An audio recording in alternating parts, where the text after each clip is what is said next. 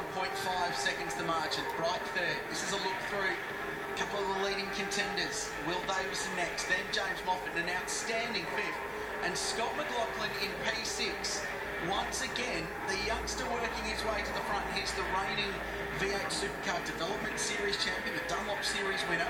So knows how to drive these cars, but he has just performed way above expectation. He has, and don't forget that first lap he got adjusted back to 12th or 13th position, so they had a great pit stop there, the GRM boys. Good car speed from Scott McLaughlin, ascending, getting to 6th.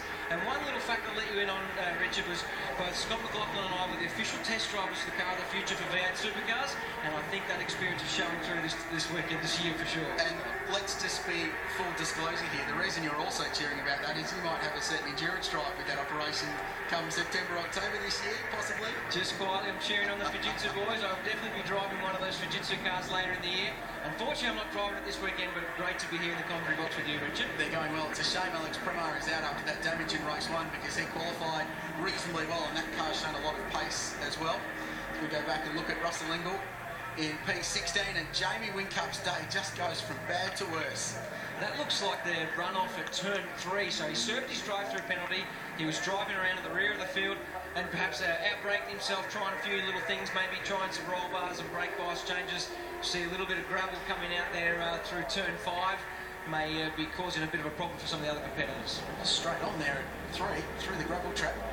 Kept the boot into it and was able to drive out, but no other cars apparently around, and just outbraked himself. This is a strange thing for Jamie Whincup. We rarely see this guy make mistakes, and he had a terrible weekend here 12 months ago as well. Had a really good qualifying race, but ended up failing to finish the 4th one.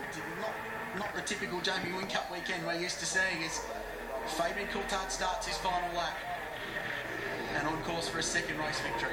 These 3 cars out in front have been in a class of their own in the Super this weekend, both the Brad Jones cars, and Craig Lowndes doing a great job as well. It's interesting you touch on Jamie Whincup there. It's one of those things where, you know, he's used to running out the front, doesn't make many mistakes, but when the race is thrown away like that with a drive-through penalty, perhaps just trying a few things, looking after the tyres as well is one option. But good little battle pack here. We've got Will Davison, James Moffat in that brand new Nissan, and young Scott McLaughlin we touched on here. Be interesting to see if he can catch up to the back of James Moffat, make a pass before the end of the last lap. Qualified 20th, Moffat, and worked his way to 8th in race 1. He is just going upwards at the moment. Now, as distinct from regular championship points paying V8 rounds, this is a combination of points from the 4 races, and at the moment Moffat finished 5th overall, and that would be a remarkable result. Of course, 2 races to go. You'll see them both live across the course of the weekend. It's been pretty exciting so far. These 2 races today have been intense. It has been properly game on since the lights went out, so this is a good fight as we look back to a recovering Mark Winterbottom. Started this one from last up to 12th. He's holding out Rick Kelly, Michael Caruso and Alex Davison. He's in that 4th FPR Ford for Gelbin Racing this season, the number 18 car. Alex about to put the move on Michael Caruso, couldn't make it stick, so Michael Caruso's moved over to the Norton Nissan squad after a few years with Gary Rogers Motorsport, and indeed those Fujitsu cars, and good to see him in the factory back squad. They're very much looking forward to the rest of the year. They can improve their engine speed, their reliability, and they'll be another force to be reckoned with. These new manufacturers won't be here just to make up the numbers.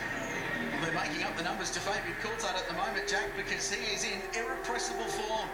He qualified on pole, his first in his career. He won race 1, the first in his career. Now he makes it 2. The Lockwood Racing driver gets another one at Albert Park, and that is an excellent drive to beat out Craig Lowndes